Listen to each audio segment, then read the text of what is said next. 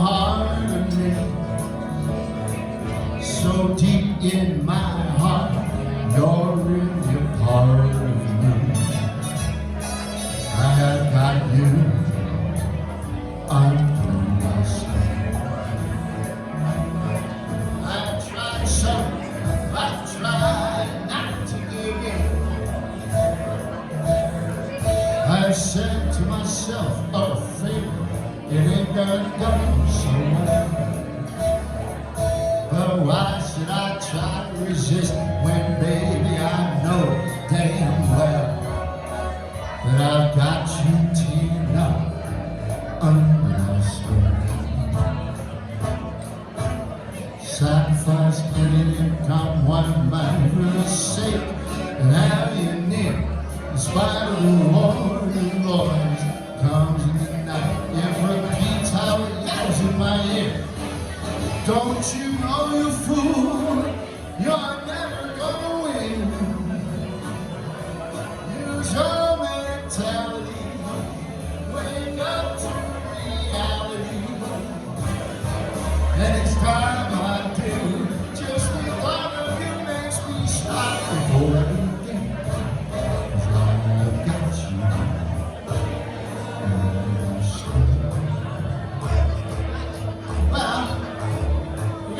Basic band right now, and they're gonna light it up.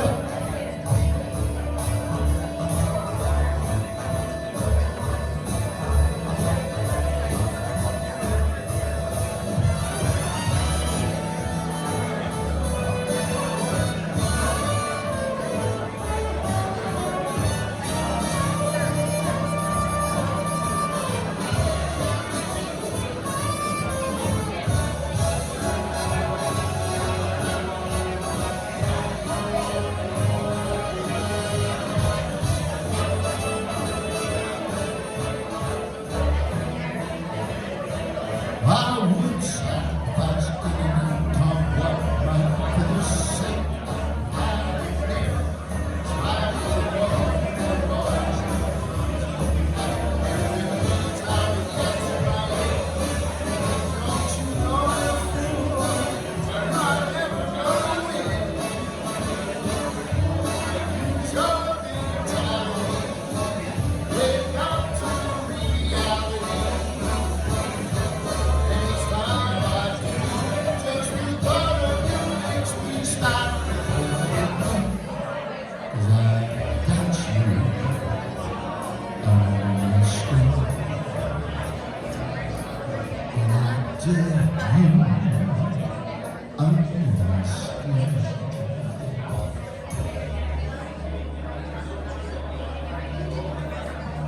That's nice. That's cold pour. That's a real sexy song, and I know that's how Marlin felt about her. If we weren't at the service earlier, I told her a story. At a couple of my shows, I remember watching her. Because I would sing at their table from time to time. And I remember he didn't know I was watching her. But when he was watching her, I could see he was looking at her with such pride. I mean, pride, love, pride. I shared it with my own wife, I really did. I mean, it was 2 times I saw that. And I know this man loved this woman deeply. I really do, okay? And I'm gonna do a song again. It's my favorite Sinatra songs, but this song is from Marlin to Tana. And I'm trying to personalize this, but this goes out Marlin to Tana. And I'm sure he feels this way tonight here.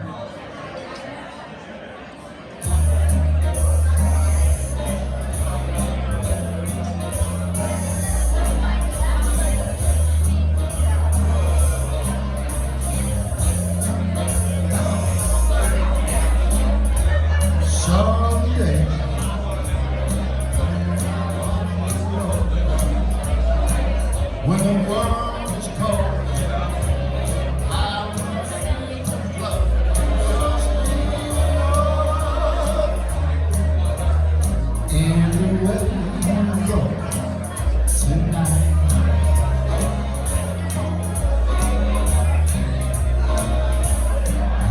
your lovely Tana, with your smile so warm and your cheeks so soft. There is nothing for me but for you to love you in the way you look tonight. Up in heaven.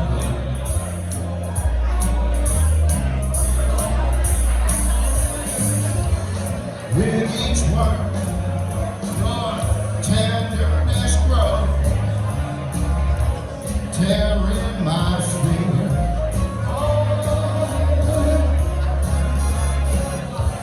And that laugh that wrinkles your nose touches my foolish heart.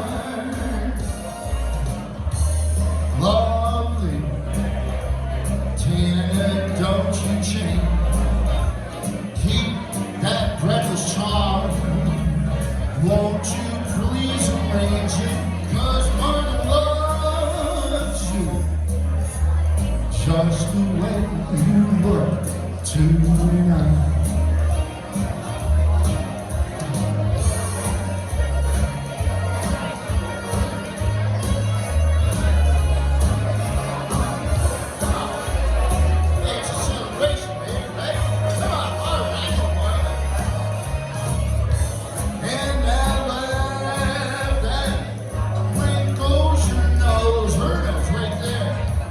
Touches my foolish heart.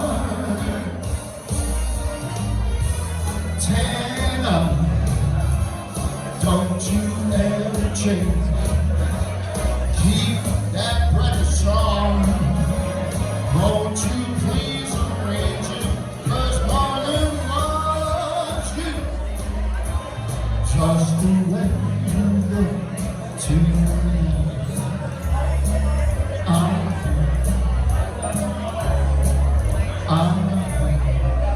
Just the way you look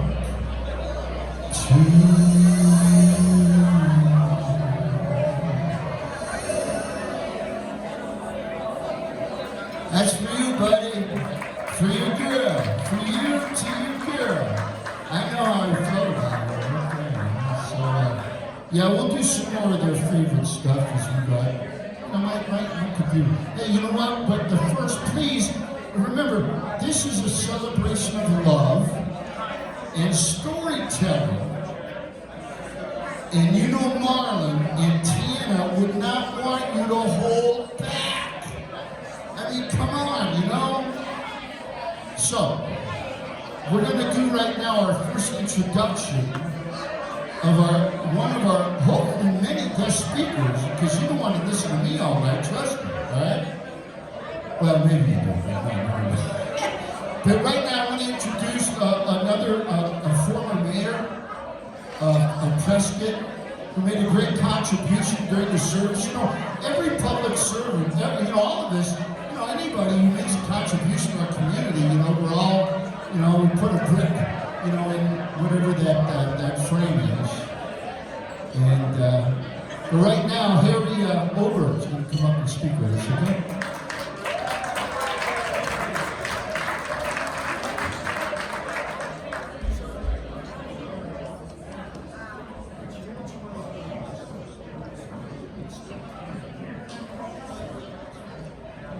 Evening, everyone.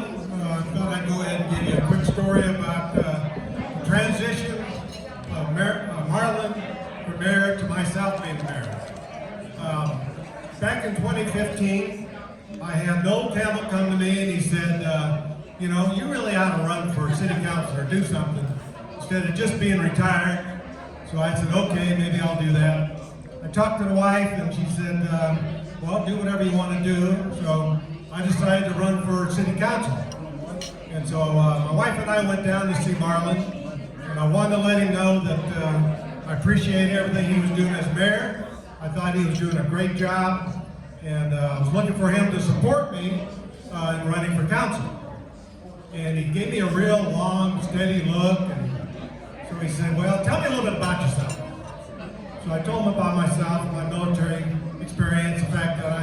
was raised in Prescott and everything. So he said, well, you know, I think you got a good story. I think you got a chance. He said, oh, by the way, he said, why are you running for council? And I said, well, if I'm not running for council, what am I running for? He said, well, you're going to run for mayor. And I said, mayor? He says, yeah. He says, I'm tired. And he says, you know, I'd like to have somebody good come in and replace me. And I think you could be a good candidate. And I'd like you to go ahead and run. So I looked at my first sergeant, who was sitting next to me. She gave me the look. So I knew that meant we're going to have to talk it over. So obviously, I told Marlin, well, give me a couple days and let me see what I can come up with. So my wife and I went home, and basically she agreed to it after a little while. And so I went back in and talked to Marlin, and I said, well, she's agreed to let me run for mayor, and I hope I can get your support. And he says, yeah, absolutely, I'll give you my support. So then I said, well, you know, you've been so connected with the city and everything. I'd really like to have some time with you to where I can actually find out what's going on in the city.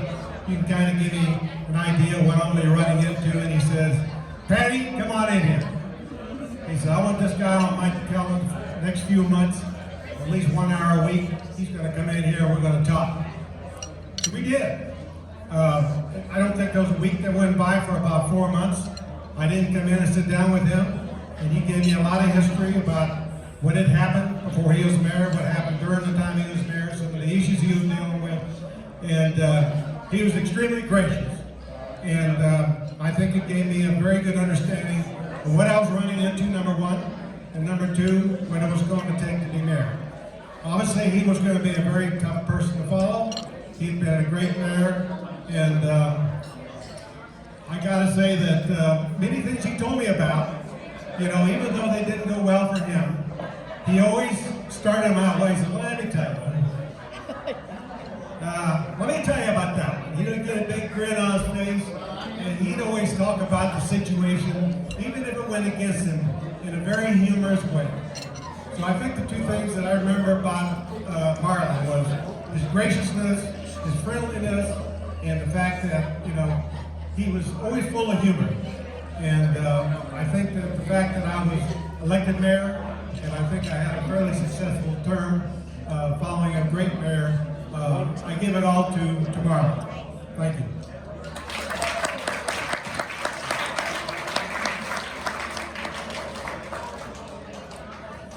Once again, I'd like to invite everybody who wants to come up and make a comment or remarks, you know, regarding Marlin or Tana. And you know, again, you know, it's the kind of night where, you know, I know you all have recollections of humor stories, anecdotes, either at Jersey Lilies. I had a few stories with him at Jersey Lilies, and but you know, that's what this is all about, you know. So, and I know you're not used to getting up here and maybe be in front of people, but you know, this is your chance to kind of just to share. Because you know what, on the way home, here's what's going to happen. You're going to say, doggone it, I wish I would have just gone up and sat down. But in the meantime, you're stuck with me. And I can either tell jokes or sing Sinatra, so well, that's not bad. I think I'll just sing Sinatra. Yeah.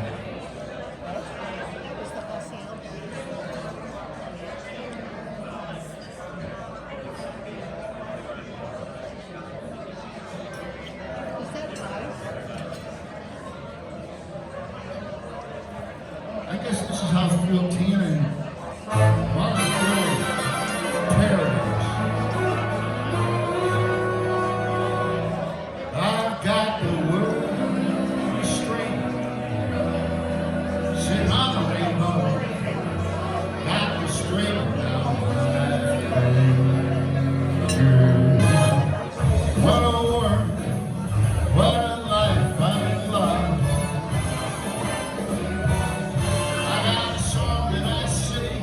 I can make the rain go anytime I move my finger.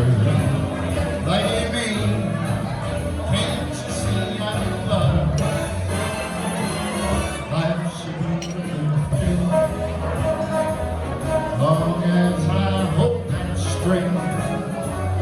I've easily so flash and go.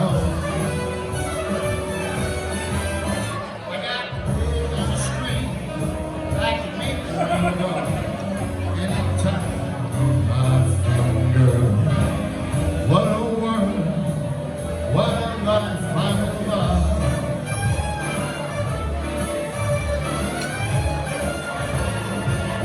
Life's a beautiful thing, long as you hold that straight. Every silly so life's never let you go. I got the wood on the string, I can make the rain go. Anytime on my finger. What a world.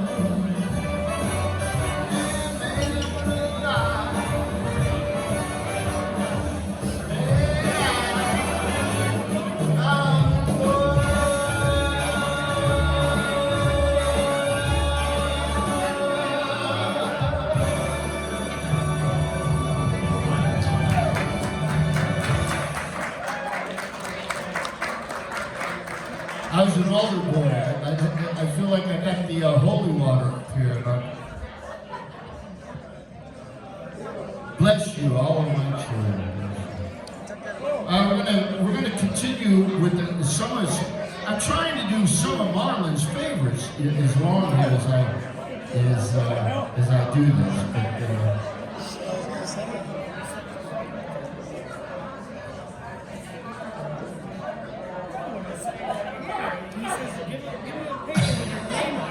you know, I dedicate this song to Ava in my show, and it's a tribute. It really is a tribute. But you know, Ava was Frank's match in every way: talent, drinking, swearing, sleeping around. She was the ultimate. She was. Well, I don't know. All I know is he couldn't handle her, and but you know what? We even heard about Tana having a little, there was something back there that you always kind of wondered if she had something on her. So my Ava tribute, I'm going to do to Tana, and here we go. Hopefully, don't take offense.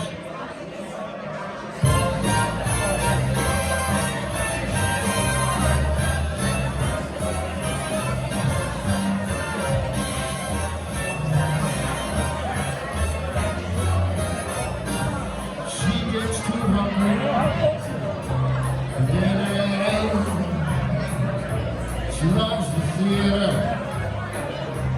doesn't come late. She never walked anyone she is. But that's why the lady is a tree. Doesn't like dice game when hands in rows. Won't go to hard walk. Yes, never in a curve. She won't dish the girl. Yes, the girl. And that's why she's a chicken.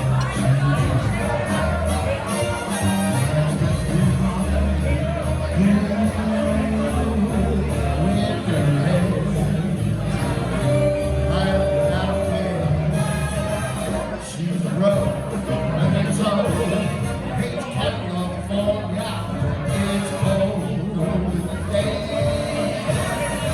That's why she's a train. She is far too hungry, baby. Make her potato hash She goes the theater, never gets more late. She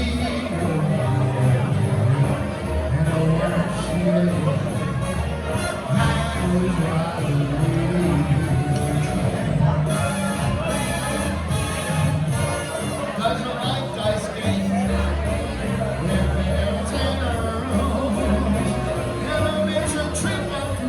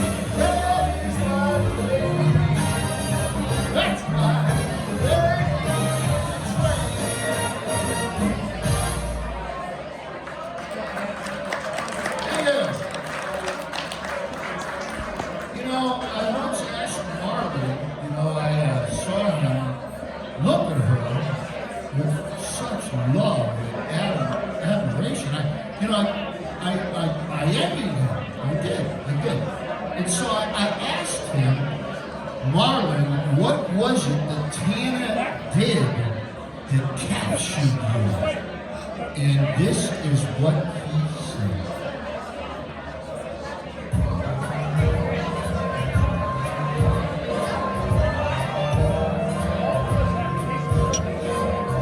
Those fingers in your hair, that's my coming step.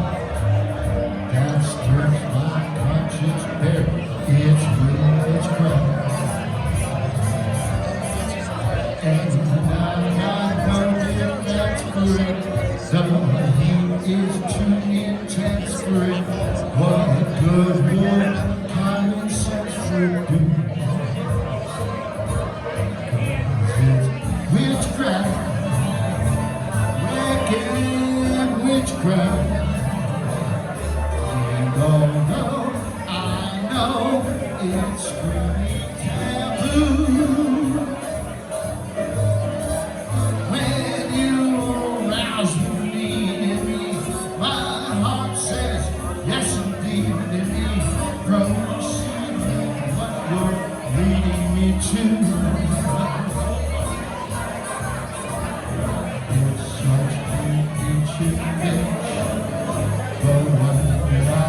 Never switch, 'cause there's no nicer witch than you. Oh, Tana, you put a spell on us.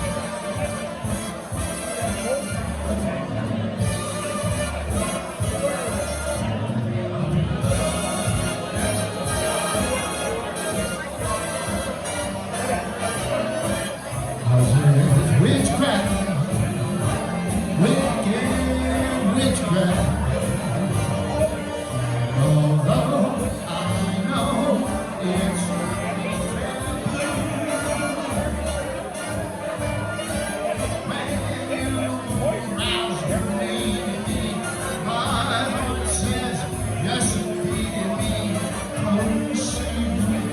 You're leading me to.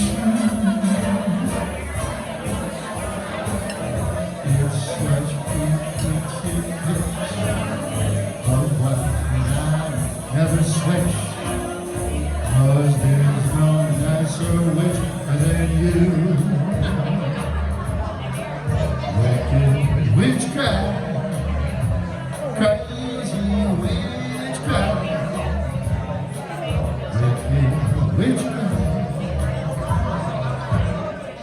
Yeah, well, we're going to take, I'm going to take a little 10-minute break. And remind everybody, it's going to be more impactful for you to share some of your stories. So when we come back, I want you to be thinking about some of those great things you want to share about Tana and Marlin and Lemon.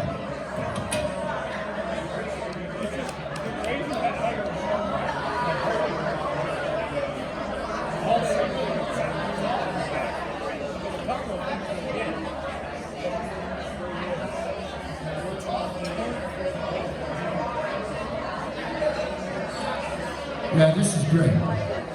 And this is what we need more. We need people with courage.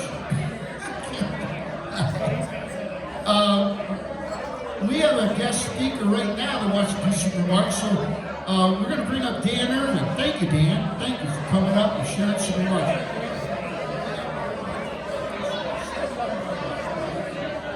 You got it. Can you all hear me?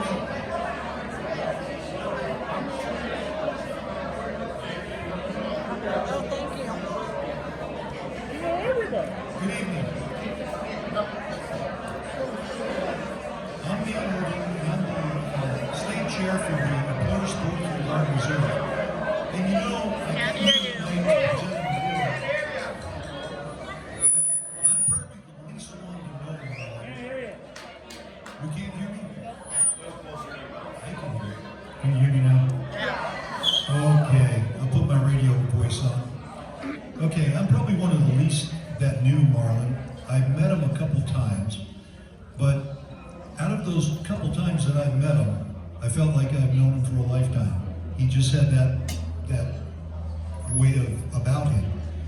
He was very likable, and of course I'm a good friend of his son Patrick's, which I thought, oh boy, wonder what his dad's like. But anyway, his dad's a pretty good guy. And I can tell you that what I got from him is he's a servant leader. And he's always helping people. And what you may not know is he took time out, even after he was in the Army, he was in the National Guard, he joined ESGR, and he was the area chair for the North Arizona. I'm not singing. Okay, he was the area chair for Northern Arizona, and he did that for about 10 years. And then here, a few years, about a year ago, we brought him back in as a volunteer.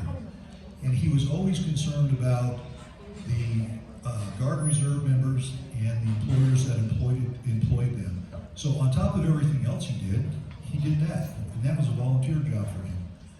And so tonight, I'd like to recognize his family, because in the National Guard, when we talk about Guard Reserve, we always have to recognize the family, because the family's important, because they can't do the job. And Marlin couldn't do what he did without the support of his family. So I'd like to bring Ren and Mike up. Come on up. I see you. Where you at? Come on, Mike. Those of you that know Patrick, he's very controlling, and I can't bring him up. He said no. And very tall. Yes. I don't argue with him. Okay. So, you can take, okay, good. You two take care of him. All right. So, what we have here, we have an ESGR award that we'd like to give to you in honor of your dedication to Marlin and all his support of the Guard Reserve and the employees that employ them. So it says, presented to the Kuykendall family in honor of their dedicated support for Marlin Kuykendall, ESGR volunteer for the state of Arizona. So thank you both for your support.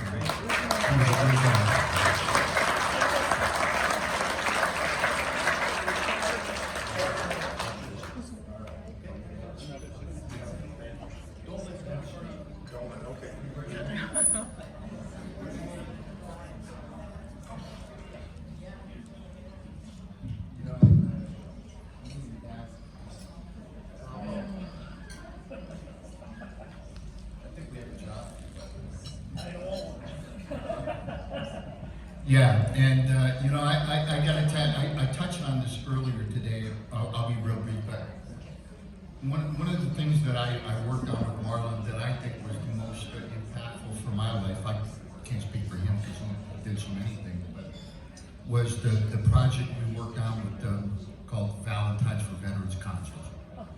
And if you will, I'd like to throw out a little love to the founders of that. Because the whole idea about that concert mission, we were brokenhearted about a kid in Chino, just kind of, I mean, just a devastating head injury with 3 little kids, and then we heard about all those divorces. If you weren't earlier, me, Marlin, Steve Silvernail, Steve Brissetti, and Sanford Cohen back in 2007 found out that man, if you came back from Iraq or Afghanistan within 1 year of return with a serious injury, a devastating injury, she came back burned, or he came back amputated, that the chances of the marriage surviving was less than 10%. Less than 10%, can you imagine that? I mean, we learned that from a conference with Major General Bob Dees with military ministry, and we kind of looked at each other and we thought, and the thing that blew us away was we found out that Christmas and New Year's was the day that triggered these divorces. And we got together and said, well, why is that? And we thought, well, maybe it's because everything's so expensive, roses and this and that. All of a sudden he's crippled and the guy's flirting at work, or this, whatever it was, there was all these challenges. And so we decided in our town, a veteran and his girl would never have to pay to go out and celebrate Valentine's, and so we created the Valentine's for Veterans concerts, and we did it for many years. Marlin was a founding member. But the thing that I'll share with you before I bring up one of our founders' son was, I'll never forget in 2015 we did that just the day, literally the day before before, the Valentine's for Veterans concert. We have Jefferson Starship coming in, and that's the weekend where the whole town blew up with the Kayla Mueller story. And I mean, Marlin and Scott Thrasher, I mean, they were just overwhelmed. FBI, CNN, and news, this and that.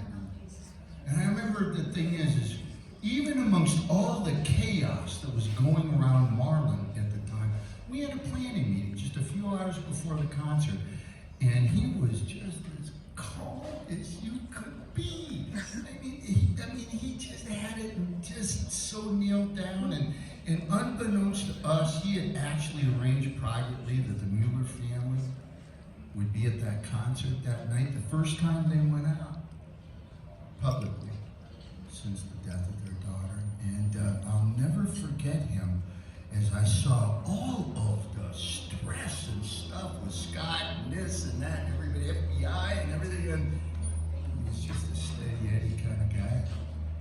And all I know is we couldn't have done the Valentine's for Veterans concert without him, but we also couldn't have done Valentine's for Veterans concert without one of the founding members. And Pat talked about the class of 21 today. And that's a lousy class to be. Yes. I would have preferred the class of 42. But another great man that passed this year was Steve Silverman, one of the founding members of the Valentine's for Veterans concert. We're going to have his son Brian come on and say some things. So, okay.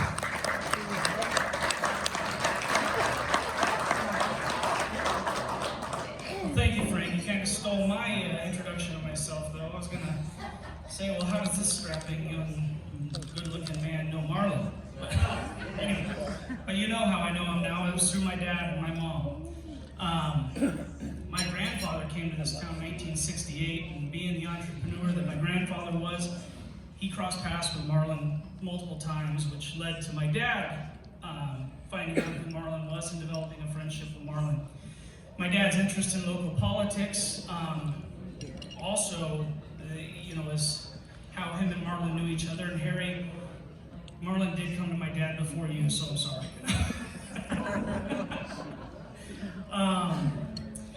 But my dad would always have me in tow in all of these local politic things where we would get to know Marlin and Tana more on a personal level. And I know my mom and dad shared lots of different experiences with Marlin and Tana. I think we went to a Sting concert in one of our limos up to Vegas and down to Marlin and Tana's Rocky Point house multiple times. And that friendship was just so special to my parents. And Pat, I'm going to steal one of your stories, but Marlin had gotten sick. It was a while ago. And he was in the hospital. And the family was gathered at the hospital there. And they hear somebody get off the elevator and go to the nurse's station and say, "Where's Marlin Kuykendall's room?" And the nurse says, "Well, we're only allowing family to see him." And my dad says, "Well, I'm his son." And Pat was within earshot of this conversation and looks around and saying, "Well, everybody's here." Just to correct your story, my wife and I were sitting there in the waiting area, and I heard your dad say, "I'm your son, Steve." Yes. I didn't know I had any brothers. So Mike and Pat were, well, who's this newfound brother that we have? And it was my dad. And now my grandfather, I talked to you about him a minute ago, he passed away about 10 years ago. So my dad was very pleased to know Pat as a friend, but he knew, not Pat as a friend, but Marlin as a friend, but there was another way that my dad referred to Marlin was Dad.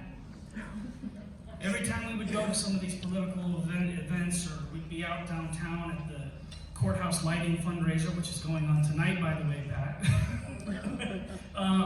we would see Marlin and Tana, and my dad would go up to him and say, "Hey, Dad."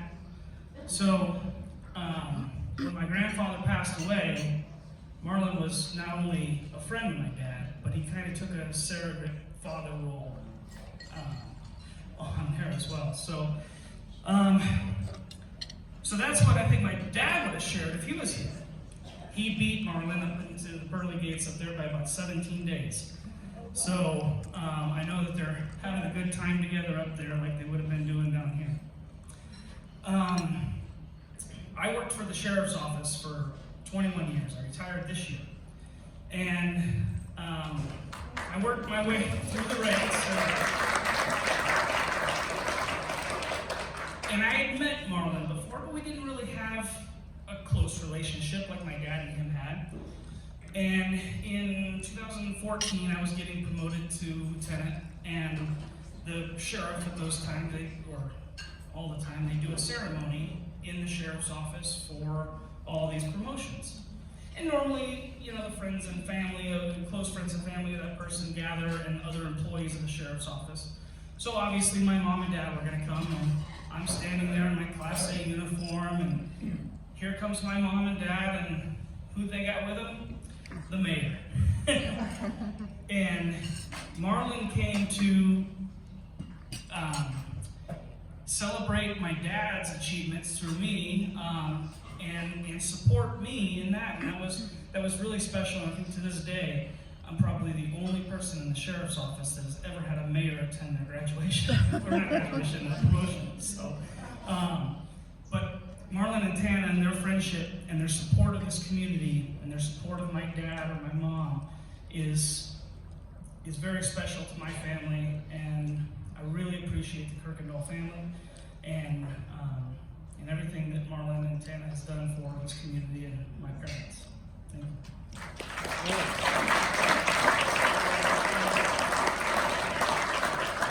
Well, thank you, Brian.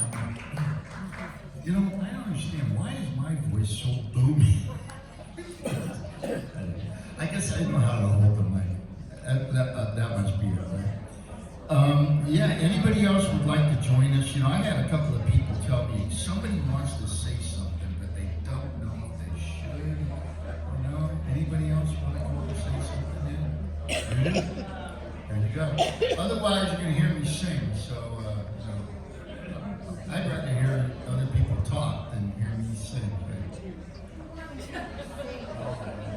We'll do some Marlin's favorite Vegas songs.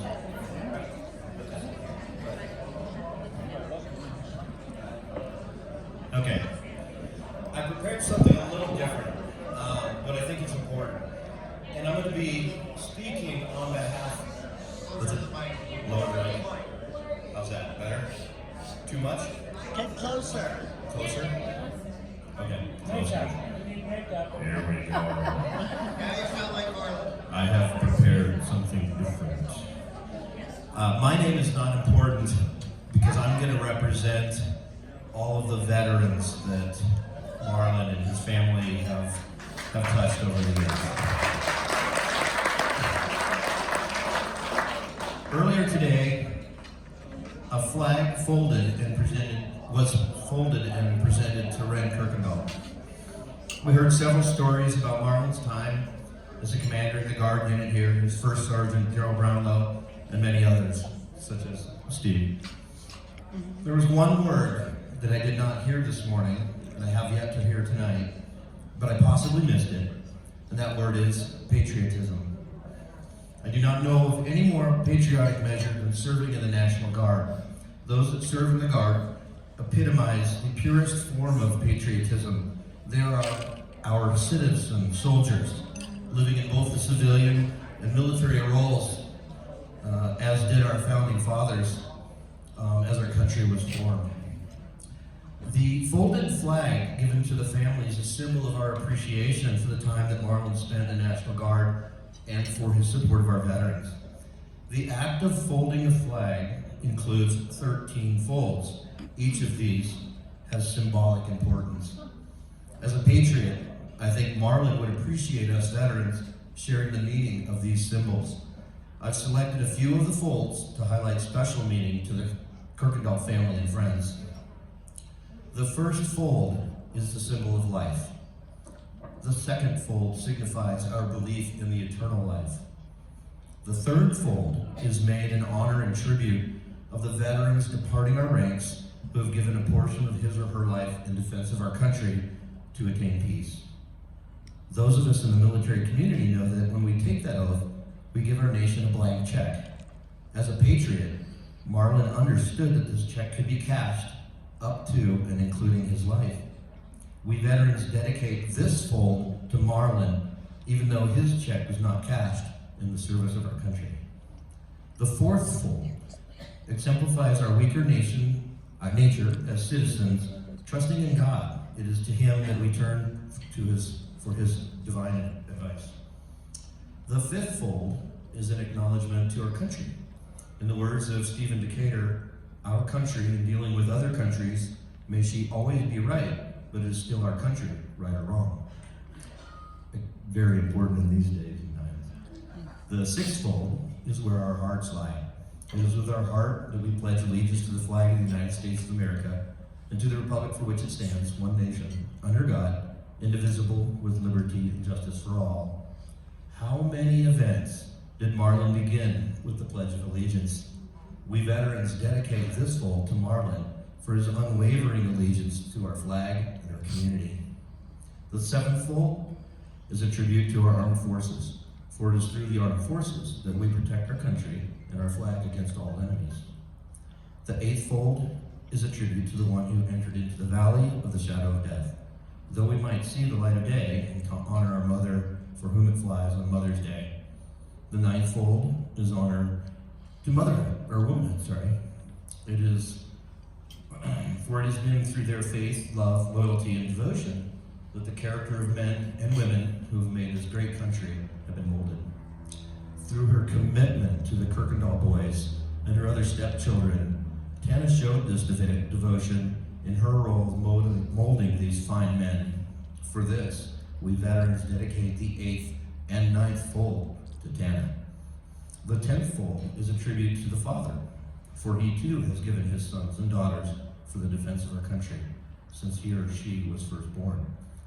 Can anyone argue from the testimonies and love that Ren, Mike, and Pat have given to their father today that Marlin did not set an example of fatherhood for others to follow? For this, we veterans dedicate the 10th fold to Marlin. The 11th fold, in the eyes of Hebrew citizens, represents the lower portion of the seal of King David and King Solomon, and glorifies in their eyes the God of Abraham, Isaac, and Jacob. The 12th fold, in the eyes of Christian citizen, represents the emblem of eternity and glorifies in their eyes God and Father, Son, and Holy Ghost. The last fold, when the flag is completely folded, the stars are uppermost, reminding us of our national motto, in God we trust. And we know that God works in many and mysterious ways, but we also know that He has to have people down here to guide and build that trust. And that was Marlin. And for that, we dedicate the last fold to Marlin and Tana. Thank you.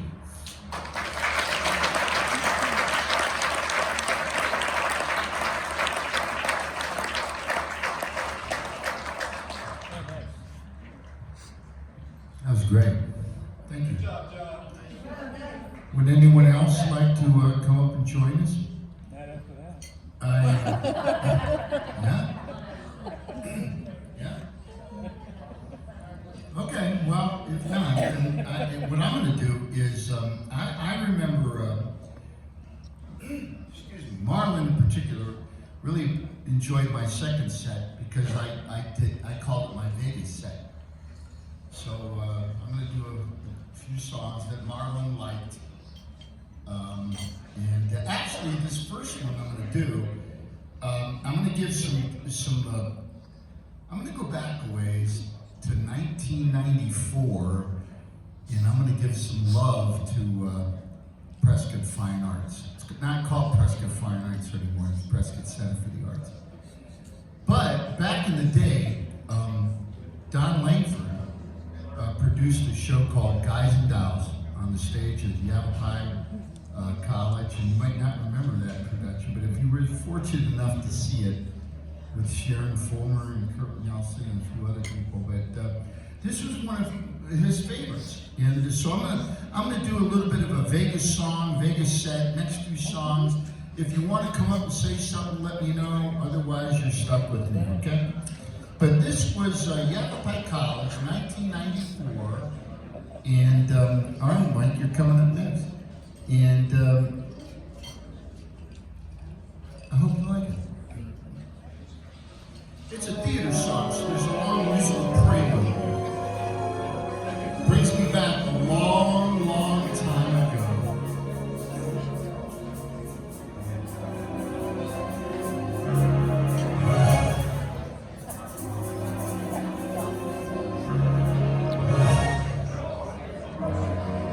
Remember the orchestra pit down there? Was anybody at that play in 1994? Yavapai Region, Yavapai College, Guys and Dolls, Don Langford, anybody? Oh man, really? I really am an old fart, aren't I?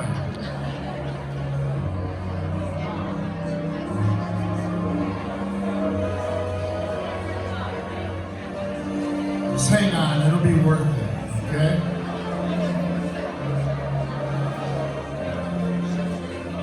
All right, Tana, get the dice, get the coins, let's hit it.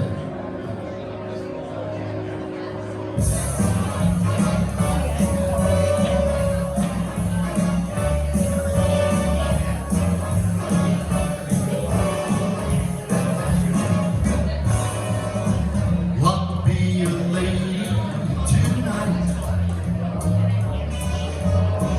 Luck be a lady tonight.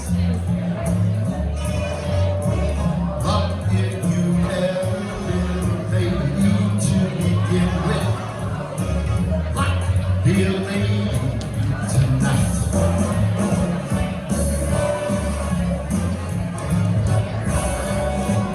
Luck let a gentleman see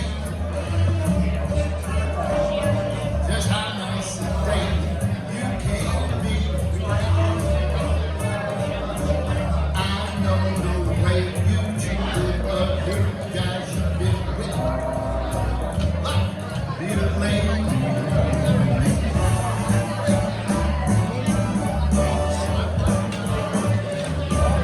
A lady doesn't need her escort. It isn't fair. It isn't nice. A lady doesn't wander all over the room and then blow on some other guy's guy. So let's keep this party polite. Never get out of my sight. Stick with me, baby. I'm a fella you can't get away. Be a lady tonight. Come on, Tim, bring it on.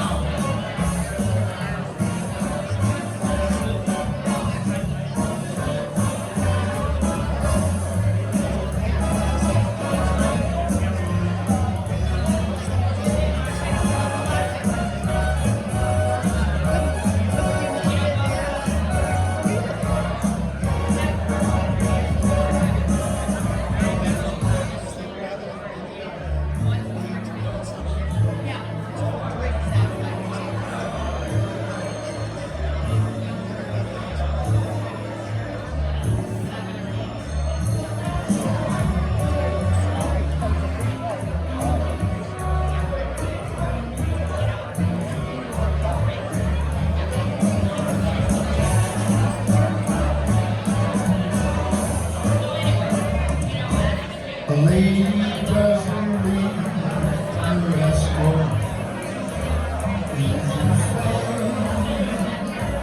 It's not nice. A lady doesn't wander all over the room and then blow on some other guy's dime. So let's keep this party polite. Never get out of my sight.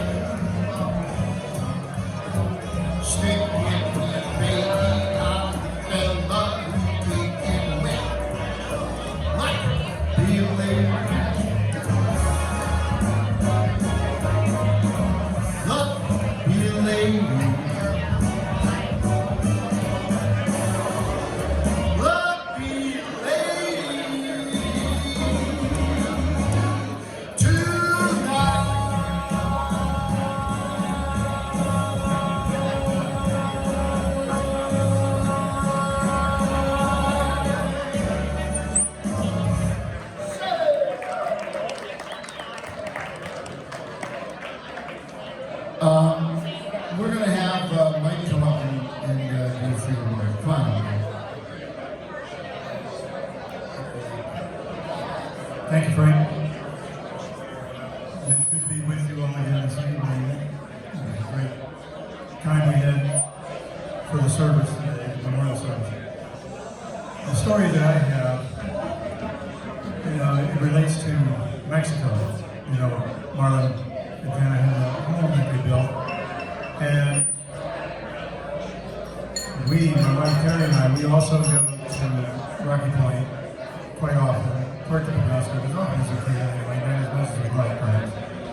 But anyway, a few years back, around 2014, Prescott Little League, my daughter and son-in-law were kind of in the leadership of Prescott Little League here, and it was time for Prescott Little League to go ahead and retire the existing uniforms that they had. And so they didn't know what to do with them. They were afraid they were going to have to just toss them out, throw them out. So what we ended up doing, we got with Marlin, and he went and told him that, maybe someone in Rocky Point, Puerto Prescott, could use these uniforms. And so he went, and Tana, they went down and met with either the president of the Chamber of Commerce or the mayor of Puerto Prescott, and they said, yeah, we could use those uniforms for our little league. And so we ended up, my wife cleaned up all those uniforms, and there must have been 30, 40 outfits ready for baseball. And the beauty of that is that they accepted those uniforms. Marlin and Tana delivered them for Prescott Little League, who was retiring them, down to Rocky Point. And all the uniforms, the caps, the jerseys, they all had the P on there. And the folks in Rocky Point who actually called their city Puerto Prescott, the P was absolutely perfect. And so that worked out super for them to have uniforms that had the P on there. Then, not only did they use them, both boys and girls used them, and they ended up going to the championships in Hermosillo and becoming the regional champs in those uniforms. So it was a great opportunity to bridge, and Marlin was excellent at building bridges and bringing people together and finding out ways how we can be successful. So I wanted to share that. Thank you, Mike. And you know what, folks? It's been a long day. Frank. And I can tell that, people are kind of... You want to say something? Well, we like that. Yes. I could just quite a minute. All right like that. Okay, yes. Everybody hear me now? So, I know a lot of your beautiful faces. What a love and room full of energy and so many beautiful friends that Marlin and Tana brought here tonight. The same this morning as, when I moved here in 2009, I got to know Marlin maybe a couple of weeks after that in the hospital we had heart surgery. Thanks to Dr. TV, who saved his life first. Then I was talking to Marlin and he said, have you been to downtown Prescott? I said, no. He said, why don't you go check it out? And then come back see me. Then I will see if you're really welcome to this town or not. Go park in front of St. Michael Hotel. I said, okay. I went there and I parked. He said, what did you see? I said, wow. It was written, Prescott is everybody's hometown. So thank you, Prescottonian. As time goes on, there was a night that we were having a Thanksgiving dinner or a Christmas dinner, I said before. My mother was visiting here, and Marlin and my mother were talking about half an hour without understanding each other. She spoke Persian, and my mother couldn't speak English. And Marlin said, Doc, your mom is saying something and pointing at you. Why don't you come and have your son? I said, I don't know, what are you talking to him? He said, didn't you say he's the mayor? I said, yes. He said, why don't you ask him to find your wife? So that goes on. We were serving the community and having Thanksgiving events and dinners, and Marlin brought the Trader Joe's and he invited me, Doc, come and sit. I said, wow, this is a perfect place that I would open a restaurant. He said, no, don't do it. I said, Marlin, why not? He said, well, I'll tell you later. Then I invited Mr. Jim Lee and his wife and Dick Banks and Becky Banks, that we're missing them here, and Marlin and Tana to my house, and I cook for them and then see how good I cook. So, and I wanted to get their vote.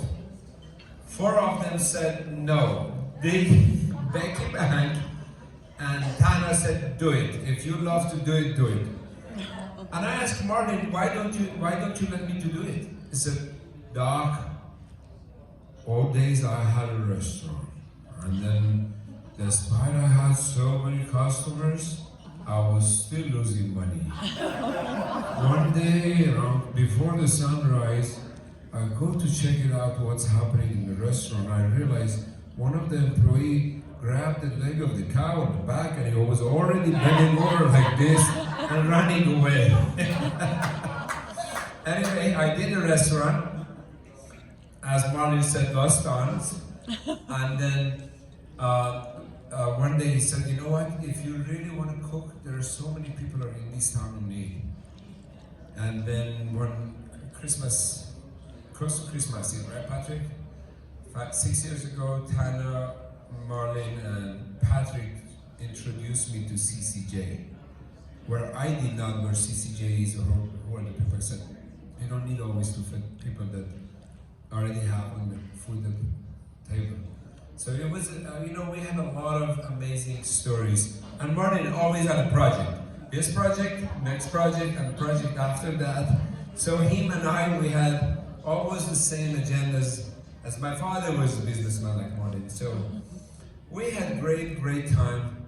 God knows, to the last minute of his life that we were together. And what a loss for our community. What a great man with honor, taking care of Tana when she had to go to Phoenix to get her doctor appointment, and Marlin never left her alone. So it is not many guys these days today we see like that. So we will miss you, Marlin and Tana. We love you. Thanks, and what a beautiful family, and what a beautiful friends they introduced to me. Thank you all. Love you all. Let's carry on the Marlin legacy for Prescott, for the local community, for small community. Thank you.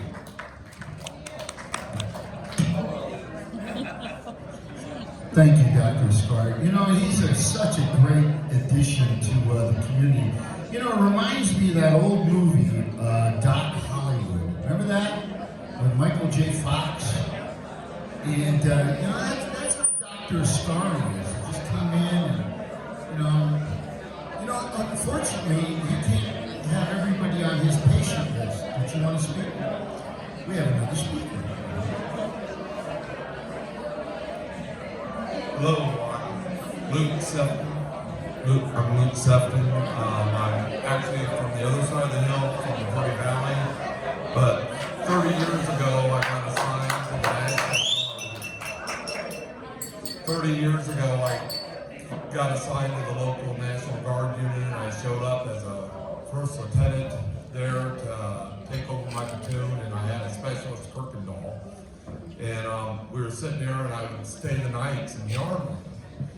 And one night, Pat goes, come on down to the hotel. And I remember the first time I ever met Marlin and watched that grin and smile as he reached over the counter and stuff.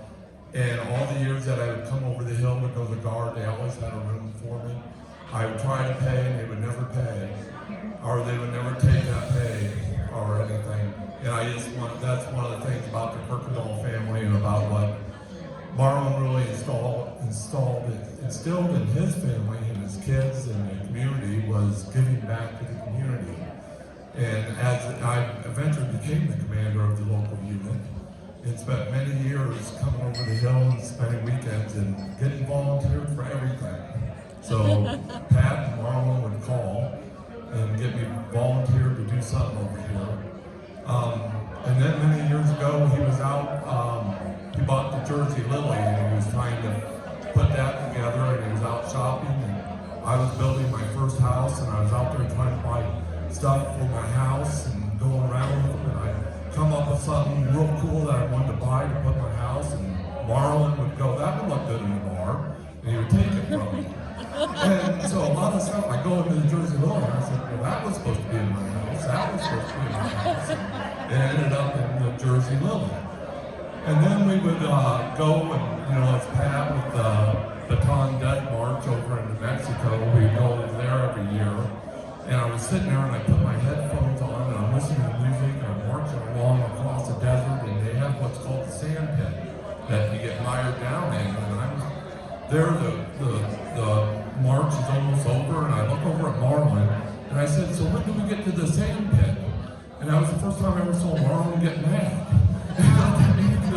It was the last 3 miles that we went through. And this was, Marlin did this 15-mile march, what was that, Pat? 3-4 months after his heart attack? It's just amazing. But I can tell you, I'm a better person for having known Marlin and the Kuykendall family, and the community certainly is better. So thank you to Marlin and the Kuykendalls. You really are a special family. And to Tana, he met Tana, and Tana, I knew the minute he met Tana, he could put up with everybody, he would do great. So, thank you.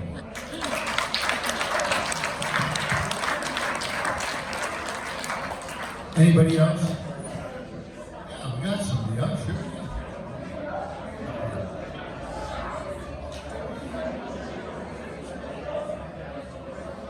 Well, Marlin was my friend, and Marlin was a visionary in this community. And he not only had the visions and had the ideas, he knew how to implement them, and he knew what the results were going to be.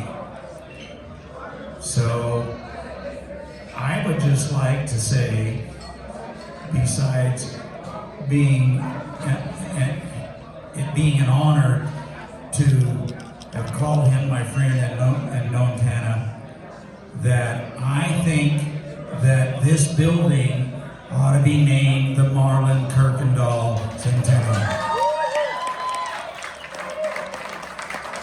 And I think that if you were to talk to our city council and our mayor, maybe we can get that done. Thank you.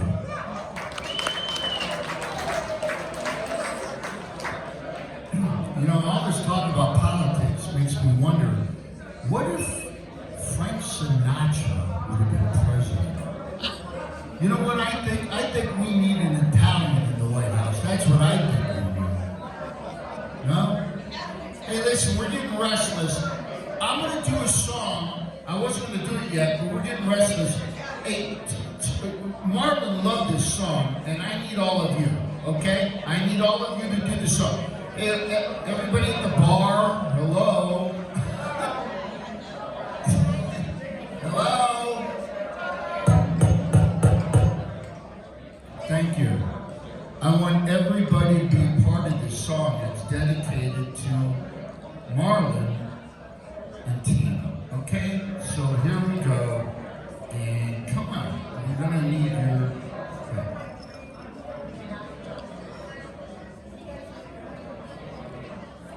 We need audience participation.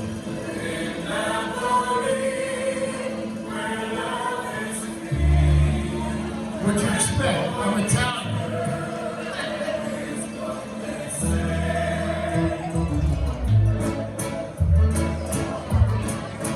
When the moon hits your eye like a big pizza pie, that's amore.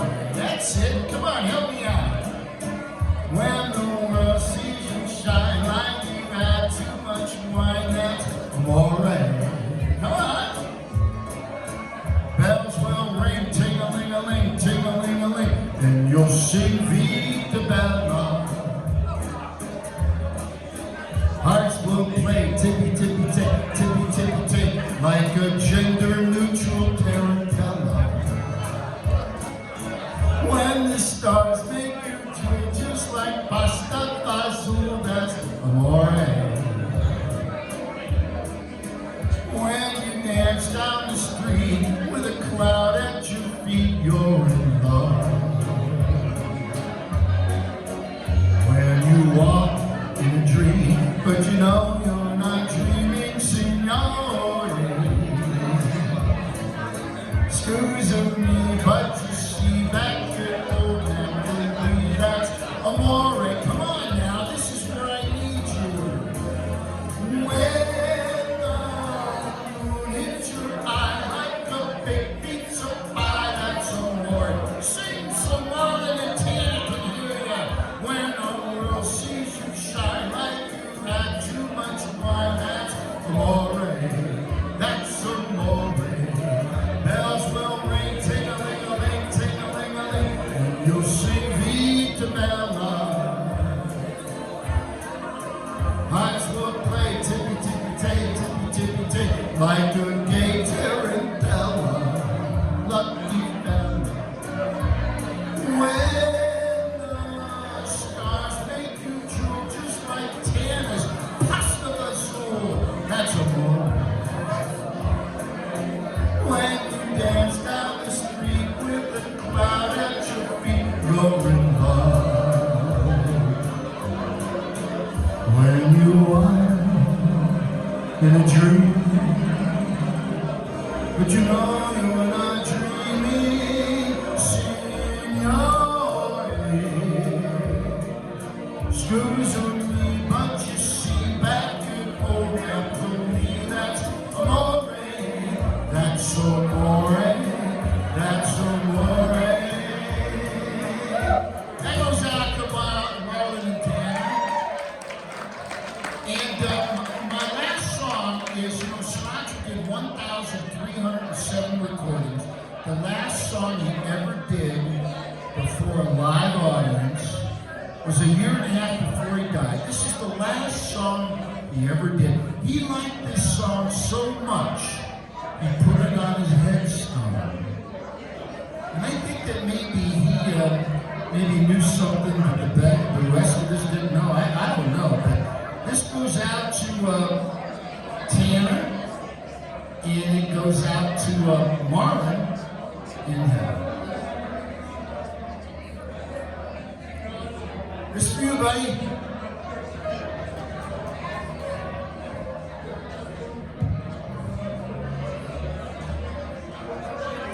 Out of the tree of life, I just picked me a cloud. You came along and everything started in the home. Still, it's a real good bet, the best is yet to come. The best is yet to come, and babe will never find. You think you've seen the sun, but you ain't seen it shine. Wait till the warm-up's underway. Wait till our lips have met. Wait till you see that sunshine day. You ain't seen nothing yet. That's yet to come, baby, won't never find.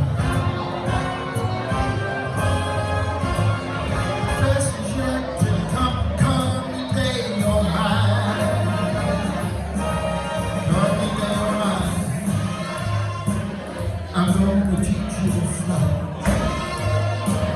We've only tasted the wine. We're gonna drink that cup dry. Wait till your charms are bright with these arms to surround. You think you fall before the baby will love the ground. Wait till you're locked in my embrace. Wait till I join you dear. Wait till you see that sunshine place.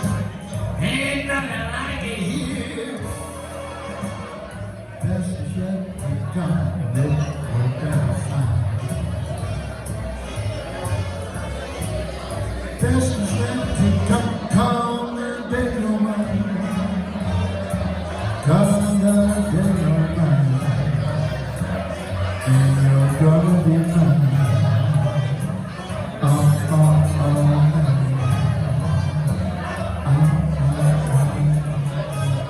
Thank you, ladies and gentlemen. Thank you for coming out to the celebration of love from Marlin and Tana. Thank you from the Kuykendall family, and thank you and good night. Thank you.